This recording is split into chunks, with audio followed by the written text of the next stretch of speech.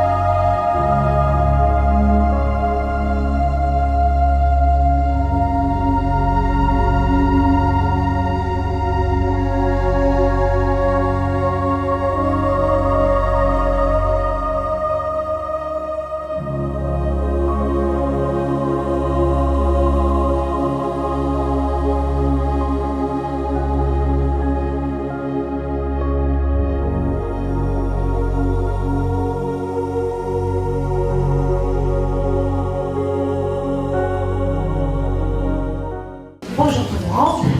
Alors, pour ma part, je vais docteur Marie Rodal de la cellule de montage de l'Université de Constantine. Voilà. Moi, je vais vous parler plutôt du montage et gestion de projet H2020. Alors, tout d'abord, pour commencer, je vous présente le programme H2020. Donc, c'est un programme de financement et de recherche de l'innovation de l'Union européenne couvrant la période 2014-2020. Avec ce programme, l'Union européenne financera des projets interdisciplinaires susceptibles de répondre aux grands défis économiques et sociaux. Il couvrira l'ensemble de la chaîne de l'innovation depuis l'idée jusqu'au marché et renforcera le soutien à la commercialisation des résultats de la recherche et à la créativité des entreprises. Alors, ce programme est doté de 80 milliards d'euros, donc une somme colossale, afin de soutenir les travaux des acteurs de la recherche et de l'innovation, à savoir les organismes, les établissements d'enseignement supérieur, de recherche, les entreprises, etc. Pour ce qui est des enjeux et des objectifs de l'H2020, donc l'H2020 est un instrument pour permettre à l'Union européenne déjà de sortir de la crise. C'est pourquoi les projets doivent s'inscrire dans cet objectif. Sa mise en œuvre se fait à travers la publication des Work Programmes pour 2 ans, donc 2014-15 qui a déjà expiré, 2016-17 en cours, 2018-19 et 2020 à venir. Alors ces appels sont répartis entre les 3 piliers d'Horizon 2020. La publication des appels à projets ou les calls for proposal, ou tout simplement les calls, se fait sur des thèmes. C'est des topics et c'est des thématiques bien précises. Les calls sont ensuite précisés par des focus ou des scopes. Outre l'innovation, les aspects sociétaux et industriels sont plutôt au cœur du programme et les critères d'impact et des résultats sont au cœur de l'évaluation en complément des critères d'excellence et de plus-value européenne. Alors, quelles sont les règles d'éligibilité pour participer au programme H2020? Alors, toute entité légale peut participer à l'H2020, sous réserve du respect des conditions suivantes. Donc, il y a les consortia, donc doivent être composés au minimum de 3 entités légales interdépendantes les unes des autres et établies dans des États membres, c'est les member states, c'est les pays européens, ou les États associés, c'est les pays associés au programme. Les pays tiers, des membres non européens non associés à l'horizon 2020, leur participation devra être justifiée comme essentielle pour la mise en œuvre du projet ou prévue au titre d'un accord de coopération scientifique et technologique ou expressément prévu dans le programme de travail. Le H2020 se décline en 3 priorités. Il y a l'excellence scientifique, le leadership industriel et les défis sociétaux. S'ajoute à cela 4 programmes transverses. Il y a la diffusion de l'excellence et l'élargissement de la participation, la science pour et avec la société, l'Institut européen d'innovation et de technologie et le Centre commun de recherche. La première priorité vise surtout à soutenir les meilleurs chercheurs en Europe dans toutes les phases de leur carrière scientifique selon le seul critère de l'excellence. Donc au total, il y a 4 programmes. Il y a le European Research Council, ou le Conseil européen de la recherche, qui vise à soutenir les chercheurs les plus créatifs et talentueux dans leurs travaux de recherche exploratoire. Il y a le FET de Future and Emerging Technologies, qui vise à financer la recherche plutôt collaborative et interdisciplinaire sur des projets à haut risque, tout en suivant des méthodes de pensée novateurs. Il y a les actions Marie Curie, c'est pour donner l'opportunité aux chercheurs pour des formations, des possibilités de mobilité, de carrière, dans des secteurs que ce soit académiques ou non académiques. Il y a les infrastructures de recherche, donc doter l'Europe d'infrastructures de recherche d'envergure mondiale, y compris des infrastructures accessibles à tous les chercheurs d'Europe et d'ailleurs. Le deuxième pilier est la primauté industrielle. Donc l'innovation est davantage soutenue. Les partenariats publics et privés sont privilégiés en matière de ICT ou de TIC, les nanotechnologies, les matériaux, la biotechnologie, les systèmes de production, la photonique, la microélectronique et l'espace. Donc un soutien particulier aux PME innovantes et accès au financement à risque. Dans le pilier des défis sociétaux, l'approche est plutôt transversale et pluridisciplinaire. Donc les 7 défis regroupés sont comme suit. Il y a la santé, l'évolution démographique et le bien-être, la bioéconomie, l'énergie, le transport, le climat, les sociétés ouvertes à tous, innovantes et capables de réflexion, et la sécurité. Alors, avant déjà de passer au montage des projets européens, il est bon de rappeler les types d'actions. Alors, les types d'actions justement pour que les chercheurs visent bien sur quoi il va se lancer. Alors, il y a les Research and Innovation Actions, les RIA. Donc, c'est des actions qui consistent principalement en activités visant à établir de nouvelles connaissances, d'explorer la faisabilité d'une nouvelle technologie, produit, procédé, service, etc. Et ces activités sont beaucoup plus basées sur la recherche fondamentale et appliquée, le développement et l'intégration de technologies. Et puis, c'est fait à petite échelle. Et ces types d'actions, ils sont financés à 100%. Et il me semble que c'est le cas de la majorité de nos chercheurs, ce type d'action. Alors, il y a aussi le Innovation Actions, le IA. Donc, c'est des actions plutôt qui consistent principalement en activités visant directement à produire des plans, arrangements, concepts pour un produit, un procédé, un service nouveau ou amélioré. Et là, ils sont beaucoup plus close to market. Donc la tendance est plutôt proche du marché. Et pour ce type d'action, le taux de financement, il est de 70%. Par contre, il est de 100% pour les entités légales à but non lucratif. Alors, il y a des actions de coordination et de soutien, le CSA. C'est plutôt des actions qui consistent principalement en mesures d'accompagnement, comme la standardisation, la dissémination, la sensibilisation, communication, etc. Elles peuvent inclure des études en design pour des nouvelles infrastructures et des activités complémentaires de planning stratégique, etc. Et là, le taux de financement, il est de 100%. Il y a aussi l'instrument PME. Alors, cet instrument est destiné à tous les types de PME innovantes, présentant une forte ambition de se développer, croître et s'internationaliser. Il sera dédié à tous les types d'innovations, y compris les innovations non technologiques et de services. Donc cet instrument est conçu comme un outil de croissance qui pourra être porté par une seule PME. Donc là, il me semble beaucoup plus chercheurs, ils sont des universités, on va dire, le plus c'est plutôt les RIA. Alors, comment distinguer entre un RIA et un IA?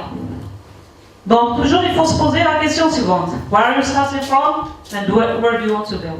Donc, parmi les critères de sélection, de distinction plutôt, entre les deux projets, on peut se référer au TRL, c'est le Technology Readiness Level.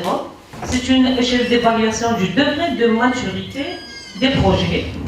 Et en général, il est indiqué dans le programme de référence dans le programme de travail de référence. Donc là, il s'échelonne de 1 jusqu'à 9. On commence par les principes de base observés, le concept technologique formulé, etc., jusqu'au dernier TRL, qui est le système approuvé dans un environnement opérationnel.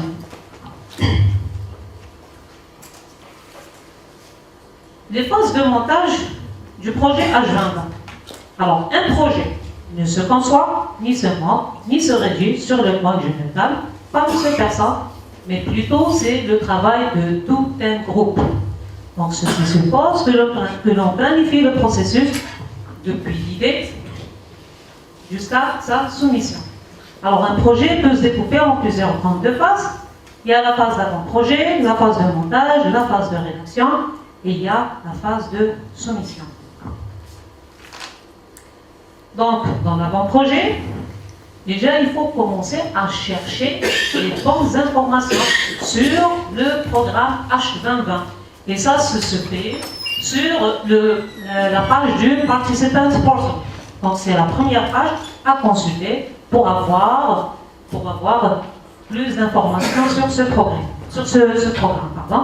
Alors, vous allez donc, en consultant cette page, vous allez identifier les appels à projets, les financements des projets européens, connaître les règles du jeu, à savoir la participation, les critères d'éligibilité, le modèle de document pour soumettre votre projet. Vous pouvez aussi, pour une perspective à plus long terme, commencer déjà à monter votre projet avant même la publication de l'appel, et ça se fait en consultant le Work Program. Il est aussi important de lire le document General Annexes qui contient un nombre important d'informations concernant l'horizon 2020. Alors, pour avoir plus d'appui et d'informations, il y a aussi le réseau de National Contact Points, qui est établi dans tous les pays bénéficiaires d'Horizon 2020 à la demande de la Commission européenne. Donc, parmi les missions des PCN ou National Contact Point, c'est informer et sensibiliser les équipes sur les opportunités de financement du projet, aider, conseiller et former aux modalités de fonctionnement du programme, signaler l'existence et orienter vers d'autres sources de formation, etc. Alors, comme ça a été déjà montré, là, je suis rentré dans le Participant Portal, dans la rubrique support, de National Contact Points. Et là, je suis dans les third countries, j'ai sélectionné Algérie, et là, ça m'a tout de suite affiché de National Contact Point Coordinator, Madame Sassé. Et vous pouvez trouver, en fait, de National Contact Point, c'est pratiquement dans tous les domaines, vous allez vous référer à un National Contact Point qui peut vous éclairer et vous informer sur le projet H2020. Alors, pourquoi déjà se lancer dans un projet européen de recherche? Et la question a été déjà posée. Donc, il y a plusieurs raisons, parmi lesquelles je peux citer, par exemple, faire avancer sa recherche, établir et renforcer des partenariats durables et des transferts technologiques fructueux, acquérir une dimension et une visibilité européenne, trouver des financements, ce qui est déjà important, et renforcer son réseau à l'international.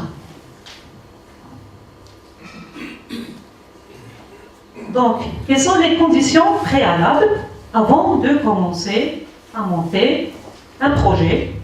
Donc déjà, il faut disposer de ressources humaines et des compétences nécessaires au montage du projet européen.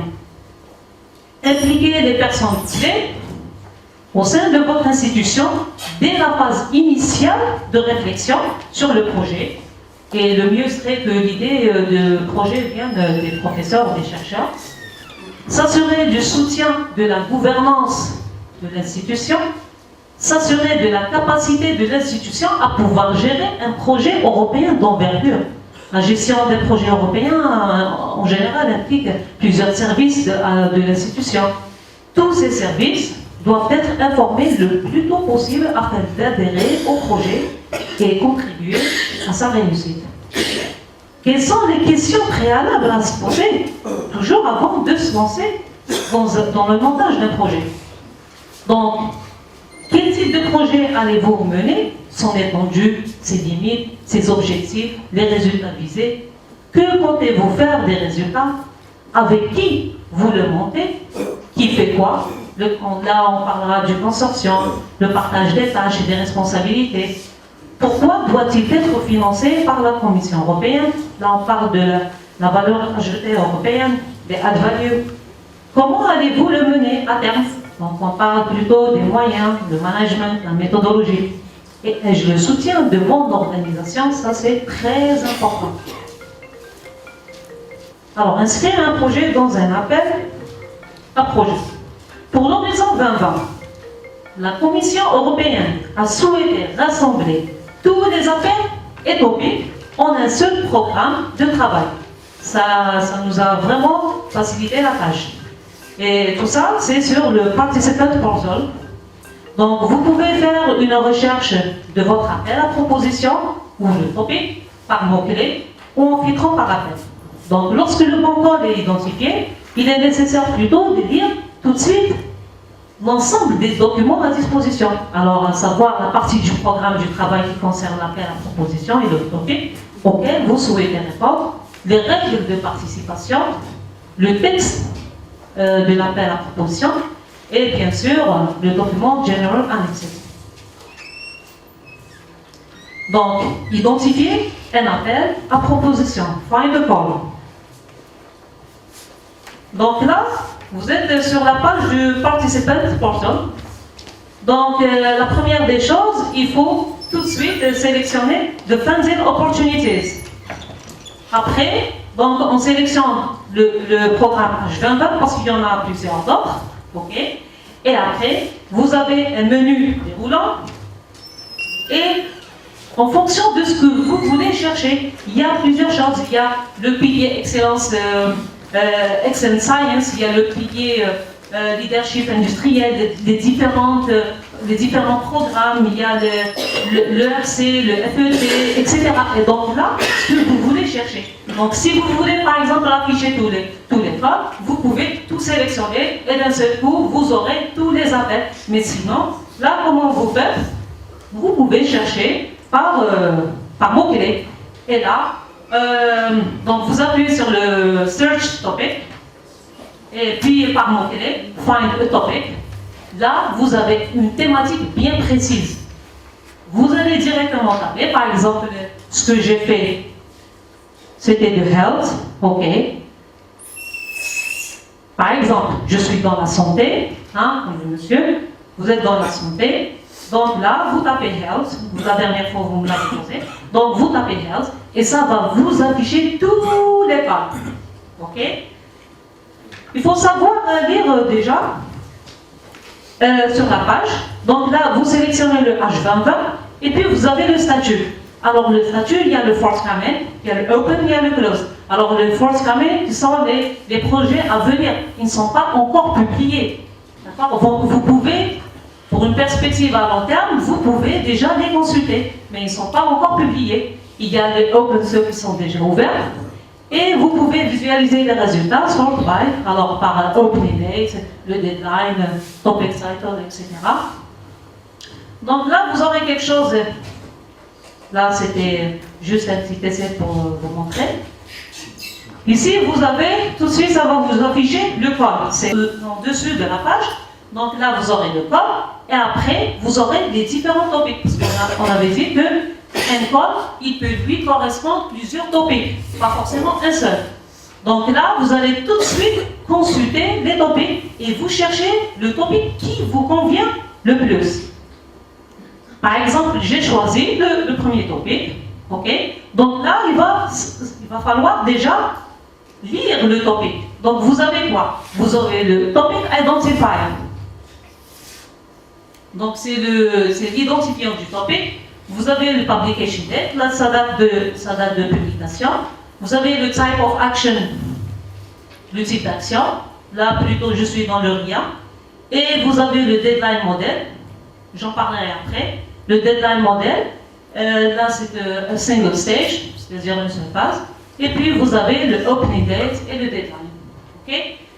Vous avez aussi dans l'horizon 2020, vous avez le pilier qui lui correspond. Donc là c'est un Societal Challenge parce que vous avez sélectionné le Societal Challenge. Donc vous avez le pilier Societal Challenge, vous avez le Work Programme ici c'est 2016-17 et vous avez à partir du programme, là c'est la sécurité de efficient energy. Ok? Donc déjà, la première des choses à faire, c'est quoi? Là, vous allez tout de suite consulter l'onglet Topic Description. C'est la description du topic. Et dans la description du topic, vous allez voir directement la première des choses à lire, c'est le challenge. C'est le specific challenge. C'est le défi à relever. Après, le scope. Et puis, les expected impacts, les impacts attendus.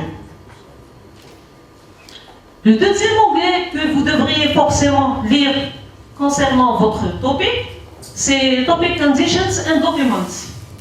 Comme son nom l'indique, là, ce topic donne des informations importantes sur et des documents sur le topic que vous avez choisi, à savoir la liste des pays éligibles, les conditions d'éligibilité, les règles d'évaluation, le planning général des étapes jusqu'à l'accord de subvention, de grant agreement, la limitation sur le nombre de pages de votre proposition, des formulaires d'évaluation et le AGA, des Annotated Grant Agreement, qui correspond à votre topic et qui explicite en des termes simples les conditions de l'accord. Donc, tous ces documents, vous pouvez bien sûr les télécharger. Alors, le troisième, c'est quoi? C'est le Submission Service, ou le service de soumission. Bien sûr, en appuyant sur Start Submission, vous allez soumettre votre proposition. Juste entre parenthèses, l'Algérie ne peut pas faire de la coordination. On pourra juste faire du partenariat. D'accord? C'est vrai que la Tunisie, elle peut faire, à l'opposé de la Tunisie, elle peut faire de la coordination depuis 2015. Mais concernant l'Algérie, vous pouvez faire que du partenariat. Alors, avant d'aller plus loin, les types d'appels à projets. Donc, en fait, les projets, vous avez les projets à une seule phase et les appels, donc, et les appels aussi à deux phases. Alors, ceux qui sont à une seule phase, ça veut dire, c'est le cas le plus fréquent, vous allez soumettre en ligne un projet en réponse à un appel, et bien sûr, vous avez une seule date limite indiquée selon le template. Ça, c'est à une seule phase ou le single stage. Alors, les appels ont deux phases. Pour quelques appels, donc la première phase, c'est soumettre en ligne un avant-projet. C'est le Outline Proposal. En général, d'une quinzaine de pages, selon un modèle. L'avant-projet est évalué en fonction des critères définis dans l'appel. Dans le cas d'appel ouvert en continu, ce qu'on appelle de Continuously Open Calls with Cut-off Dates, l'avant-projet est évalué dès réception avec une date limite pour soumettre le projet complet. Donc il s'agit de la deuxième phase. Alors, la deuxième phase, si votre projet passe avec succès la première phase, là il faut déposer votre projet final pour une date fixe. Et concernant les projets rejetés, donc en cas où votre projet a été rejeté et n'a pas passé avec succès la première phase, vous en serez informé par écrit avec le résumé de l'évaluation de la phase 1. C'est le ESR des Evaluation Summary Report. Donc vous saurez justement les résultats de votre échec. Alors là, c'est le deadline model. Donc vous avez le multiple cut-off with cut-off date, le single stage, le two stage, etc. Donc il faut faire attention justement au deadline model. La création d'un consortium est une étape clé dans le montage d'un projet. Un consortium est constitué d'un coordinateur et de plusieurs partenaires.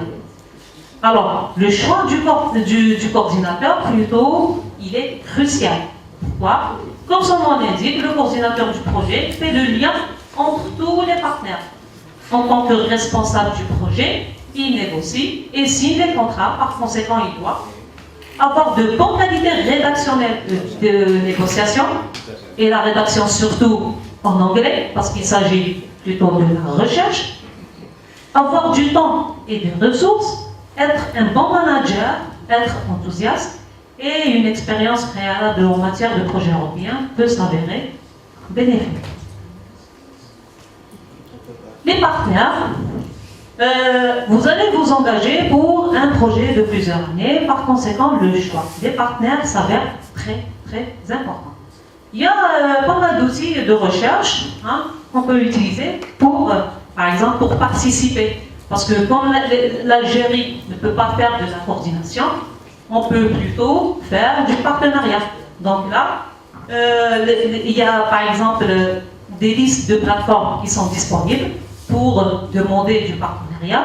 Il y a, par exemple, juste à titre d'exemple, il y a le réseau Ideal East pour les ICT, il y a le réseau Net for Society pour les sciences humaines et sociales, il y a le réseau Fit for Health, c'est pour la santé, il y a énormément de sites, donc tout dépend des spécialités en fait. Et encore mieux, il y a le Cordis Partner Search.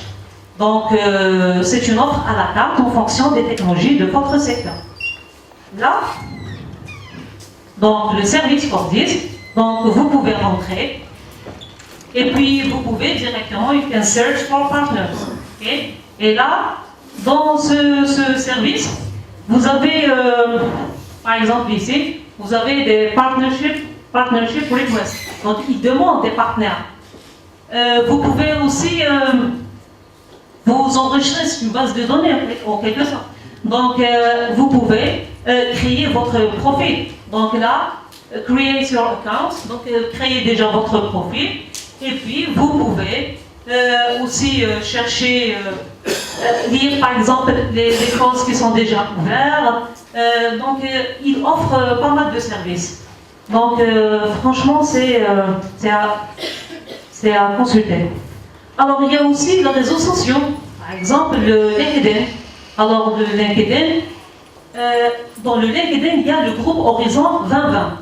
Personnellement je suis adhéré, Maggie elle est adhérée. La majorité enfin la cellule elle est adhérée. Donc là c'est un flux d'informations qui ne s'arrête pas tous les jours. Donc on reçoit des tas d'informations. Et là par exemple, côté partenariat, là vous voyez par exemple c'est tous les jours les gens qui demandent du partenariat. Là par exemple ce monsieur qui demande sur la thématique Bioenergy Project, etc. C'est un consortium of 8 partners from European countries. Alors qui cherche justement to find more partners to cover remaining work package. Donc là il cherche encore des partenaires pour par exemple dans des work packages bien spécifiques. Alors, si vous avez l'expertise pour, vous êtes cordialement invité. Là, il y a énormément de sites, des réseaux sociaux, il y a énormément de moyens pour retrouver et pour justement demander du partenariat. Alors, les partenaires doivent être en nombre suffisant, c'est la règle générale. Donc, vous avez 3 partenaires provenant des 3 member states. Il faut être motivé et engagé dans le projet. Chacun doit s'impliquer activement dans la préparation du projet et contribuer activement à sa rédaction. Ça aussi, ça fait partie des missions des partenaires. Alors les partenaires aussi doivent être compétents techniquement. Il me semble c'est la base. Donc n'hésitez pas à vérifier leur réputation et leurs ressources. Et puis surtout, il faut qu'il y ait quand même une certaine relation de confiance entre les partenaires. La construction du consortium doit se créer en fonction des objectifs du projet. Donc, il doit être équilibré du point de vue des missions. Donc, chaque partenaire doit se voir attribuer un rôle précis et leurs missions doivent être complémentaires. Pas de redondance. Ils doivent être équilibrés vis-à-vis de leur secteur, donc un peu d'académiciens, des PME, industriels, associations, etc. Aussi un équilibre géographique, donc les membres du consortium doivent être également bien répartis géographiquement, toujours, mais à prendre en considération, il faut toujours se poser la question de la longueur, qui ne doit pas vraiment être une vraie barrière de travail. Le consortium doit également être crédible, donc chaque partenaire doit apporter une vraie valeur ajoutée au projet. Donc il est inutile de choisir des partenaires prétendants, cela risquerait bien sûr de vous porter préjudice. Alors, important, il faut prendre en compte que les partenaires doivent s'impliquer dans la phase de montage, puisque les activités vont y être définies et qui devront ensuite y prendre part. Prendre l'avis des partenaires signifie les informer bien en avance de l'idée de projet, des objectifs, des résultats attendus et des actions qui pourraient en découler, afin de leur permettre de pouvoir réagir en amont lors de la rédaction et la proposition du projet, émettre des suggestions, formuler des propositions, se positionner sur telle ou telle activité. L'accord du consortium. L'accord du consortium est un document obligatoire dans tous les projets de recherche et d'innovation financés au titre du programme H2020 et regroupant au moins 3 partenaires des Member States ou des États associés au programme. La Commission européenne n'est pas partie signataire à cet accord, mais impose que cet accord doit être négocié et signé au plus tard au jour de la signature de la convention de subvention, le Grant Agreement. Donc, avant d'achever cette étape, il faut établir une fiche d'avant-projet. Donc, cette fiche est très importante et doit constituer une pré-proposition de 4-5 pages contenant le squelette de votre proposition en indiquant le plus précisément possible l'appel à proposition auquel vous souhaitez répondre, les grands objectifs de votre projet, un premier découpage en lot d'activités, le Work Package, les livrables majeurs, les responsabilités principales des partenaires, un titre explicite qui reflète bien le contenu de votre proposition, un acronyme facilement mémorisable et si possible à crayon, et le planning global du projet proposé. Alors, les enjeux du montage du projet. Quels sont les enjeux? Comprendre ce que demande l'Europe dans l'appel, le topic et le scope. Trouver les bons partenaires. Il y a un certain tableau de compétences pour un consortium d'excellence. Démontrer l'excellence scientifique qui est au cœur du projet. Montrer comment et pourquoi le projet va au-delà de l'état d'art et quelle innovation. Là, on parle du gap analysis. Définir le niveau d'innovation visé, le PRL. Définir la stratégie de recherche et d'innovation. Planifier sa mise en œuvre, les grandes activités, l'implémentation. Ça revient à la crédibilité de votre projet. Et puis expliquer quels seront les résultats et pour qui. Là, on parle de l'impact, qui est un critère clé d'évaluation. Et puis, bien sûr, il faut maîtriser le processus de montage et de rédaction, ainsi que l'effort nécessaire dans la durée. Et ceci ne se fait qu'avec tous les partenaires. Dans le montage de projet, je vais parler un peu de l'approche par le cadre logique. Donc là, ça va être un petit peu de technique, mais je ne vais pas trop détailler. Donc j'essaierai de faire un peu rapidement.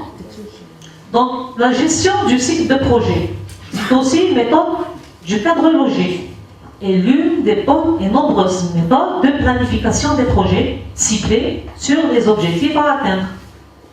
C'est un processus analytique qui comprend une phase d'analyse et une phase de planification. Donc la première des choses, on commence par l'analyse du projet. Alors l'analyse du projet, il comporte plusieurs étapes. Donc la première des choses, il y a l'analyse du cadre général du projet. Dans la phase préparatoire, le gestionnaire identifie le cadre du projet en précisant le contexte général ou la problématique dans lesquels le projet va s'inscrire, ainsi que ses objectifs à long terme. Cette identification vise surtout à savoir de quoi on parle, pourquoi et vers quoi on tend. Une analyse plus détaillée du contexte économique, social, politique ou technique peut être aussi amenée afin de dégager les facteurs extérieurs importants pour la réalisation des objectifs du projet. Donc là, une analyse de type SWOT peut être utilisée comme méthode d'analyse du contexte. Alors le SWOT, c'est l'abréviation de strengths, qui sont les forces, weaknesses, les faiblesses, opportunities, les occasions et traits, les menaces. Entre parenthèses, juste pour ceux qui ne connaissent pas l'outil SWOT, c'est le SWOT combine l'étude des forces et des faiblesses d'une organisation, d'un territoire ou d'un secteur, etc., avec celle des opportunités et des menaces de son environnement afin d'aider à la définition d'une stratégie de développement. La deuxième étape d'analyse, c'est l'analyse des parties prenantes, les parties concernées. Alors une partie prenante est tout individu, groupe, institution ou société ayant une relation avec le projet, positivement ou négativement, influencer ou être influencé, etc. Donc là, il peut s'agir de membres de l'équipe projet, les responsables, les bénéficiaires, le commanditaire, etc. Le gestionnaire veillera à lister des parties prenantes et à dégager leur intérêt dans le projet, leur attente, leur potentialité, leurs faiblesses et leur implication. Et cette identification permettra d'intégrer les besoins de chacun, d'utiliser au mieux les compétences disponibles et d'assigner les responsabilités entre acteurs. L'analyse des problèmes. La troisième étape. Donc, l'analyse des problèmes ou l'analyse de la situation veille à répondre aux questions suivantes. Quels sont les problèmes que doit résoudre le projet? Quelles sont les causes qui sont à l'origine de ces problèmes? Quelles sont les conséquences de ces problèmes? Et qui est concerné par ces problèmes? L'analyse des problèmes des parties concernées permet de réunir et de structurer l'ensemble nécessaire à la planification. Donc, permet de réunir et structurer l'ensemble des données nécessaires à la planification de votre projet. Alors, comment ça se passe? Donc, le gestionnaire réunit des représentants de chaque partie prenante lors d'ateliers de travail. Les problèmes majeurs sont répertoriés par les participants et inscrits sur des fiches qui sont affichées au tableau. Le groupe identifie ensuite les relations de cause à effet entre ces problèmes et élabore un arbre des problèmes. L'analyse des objectifs. La quatrième étape. Donc, l'analyse des objectifs permet de décrire la situation future qui sera atteinte après la résolution des problèmes et d'identifier les objectifs envisageables de l'intervention. Ce n'est qu'après justement avoir identifié les problèmes à résoudre par le projet et les parties prenantes impliquées que l'analyse des objectifs peut effectivement commencer. Alors, si l'analyse des problèmes a été soigneusement réalisée, la formulation des objectifs peut être réalisée aisément. Alors, comment justement réaliser un abat objectif? C'est simple, c'est juste en reformulant l'état négatif du problème à l'état positif souhaité. Et puis, Donc, en reliant par des relations de moyen à fin. Là, des objectifs représentent plutôt la situation future qui sera atteinte après la résolution des problèmes. Et les objectifs doivent être clairs, réalistes et mesurables. Donc, la cinquième étape dans l'analyse du projet, c'est l'analyse des stratégies.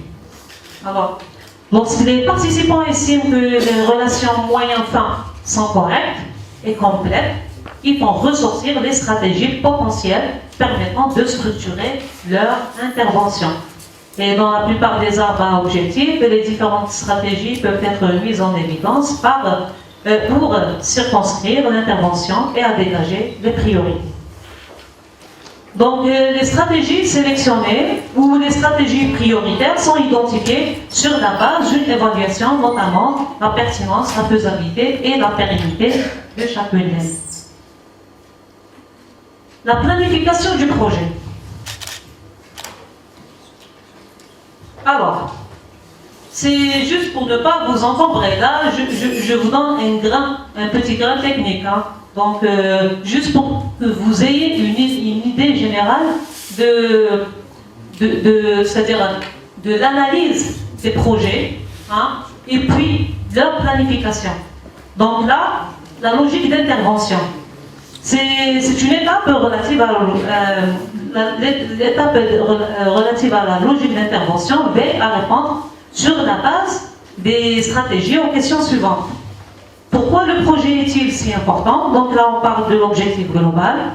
Quels sont les changements importants attendus pour le groupe cible à l'issue du projet et l'objectif spécifique? Quels sont les services et les produits que doit générer le projet pour atteindre l'objectif spécifique qui sont les résultats?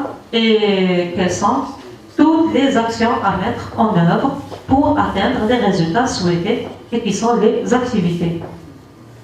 Donc, je peux dire un petit mot sur l'objectif global, c'est la raison d'être du projet. L'objectif spécifique, il s'agit de l'objectif à atteindre à la fin du projet. Et puis, tous ces objectifs doivent être SMART, spécifiques, mesurables, accessibles, réalistes et limités dans le temps. Alors, les résultats atteints ou l'output, donc ce sont les résultats réels qui découlent des activités réalisées dans le cadre du projet. Et l'ensemble des résultats obtenus doit permettre d'atteindre l'objectif spécifique. Alors, les activités, ce sont les actions à mettre en œuvre. OK.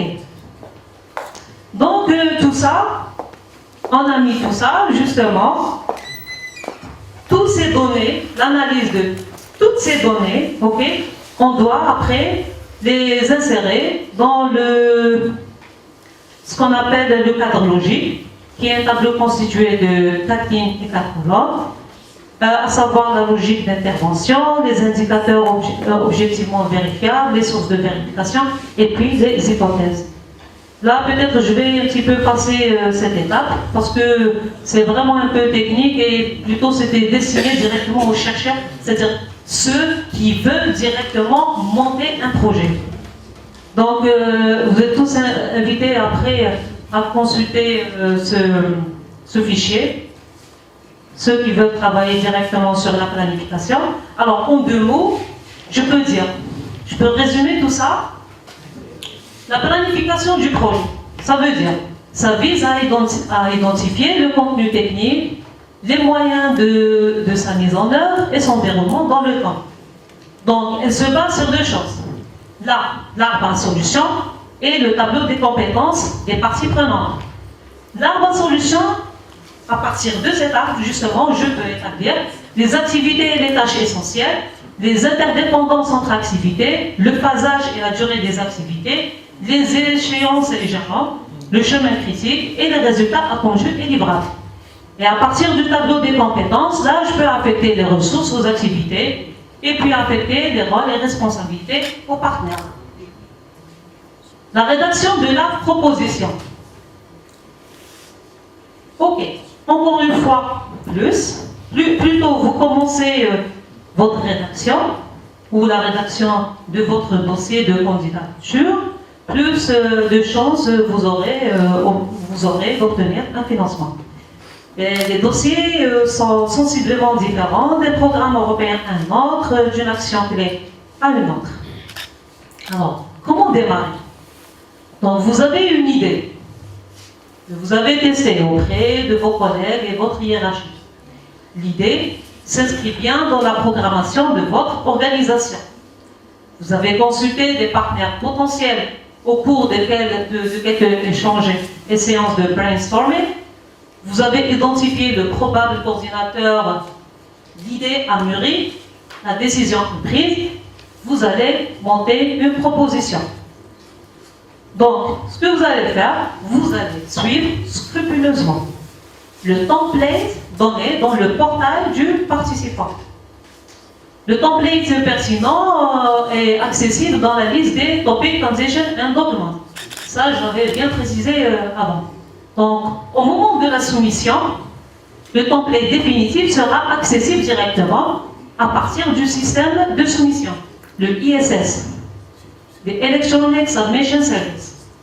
Conformez-vous au template, aussi bien pour les formulaires administratifs et financiers que pour l'annexe technique qui décrit le contenu de votre proposition. Le template est structuré pour répondre aux 3 critères d'évaluation, à savoir l'excellence, l'impact, l'implémentation, afin d'assurer une structuration unique de toutes les propositions et ainsi de faciliter le travail des évaluateurs. Alors, ne laissez aucun champ vide dans les formulaires administratifs parce que la commission a horreur du vide.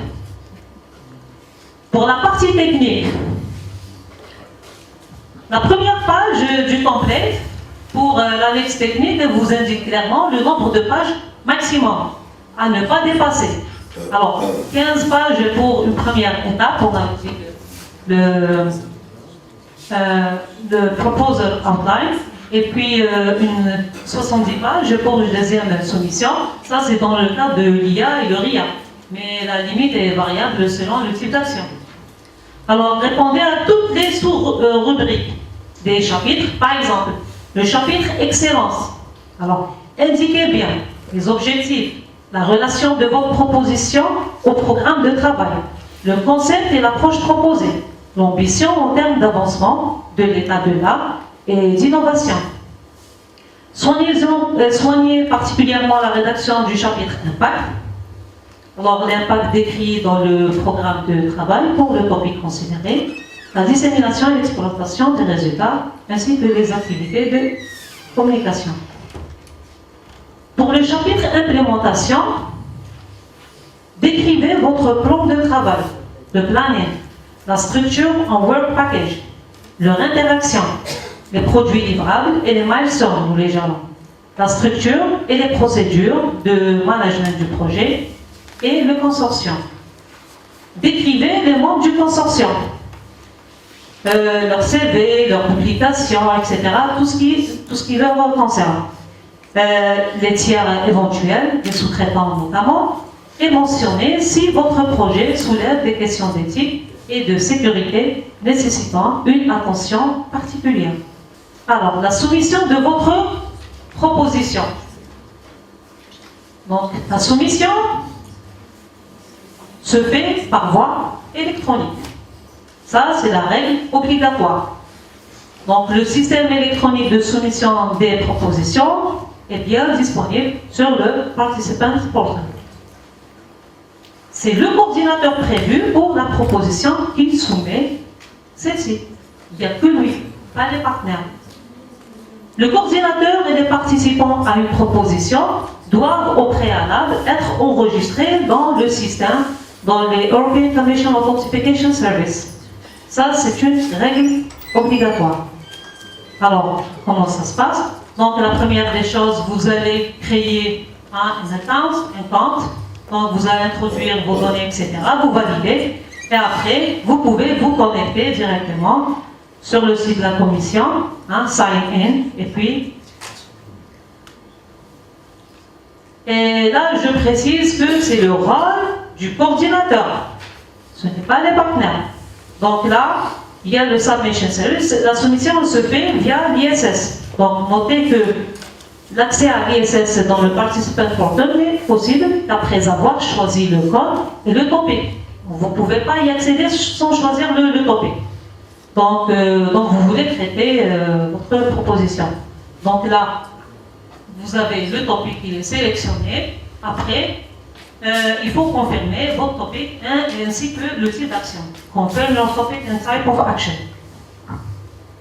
Donc, que ce soit une RIA, IA, CSA, etc., etc. Alors, l'enregistrement des données de l'organisation, le PIC number, le PIC, le Participant Identifier Code. Donc, ça a été déjà dit auparavant. Donc, on a le PIC number. Une fois que je me connecte, c'est bon. Sur le Submission Service, là, ils vont me demander directement de remplir le champ PIC et le short name. Là, vous voyez deux choses. Le short name concernant votre institution, par exemple, ici, c'est l'Université des Frères Montori Constantine, l'UFMC, donc c'est le short name, et puis le PIC.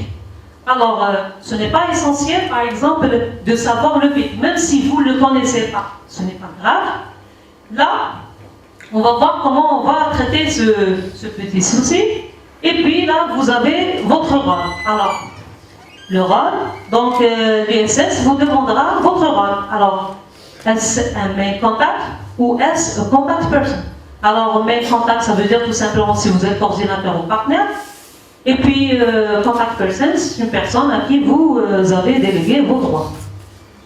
Là, qu'est-ce que j'ai fait? J'ai fait une petite recherche. Alors, le PIC Search. Là, je reviens ici. Vous voyez cette icône. C'est en haut. Search for your topic organization PIC.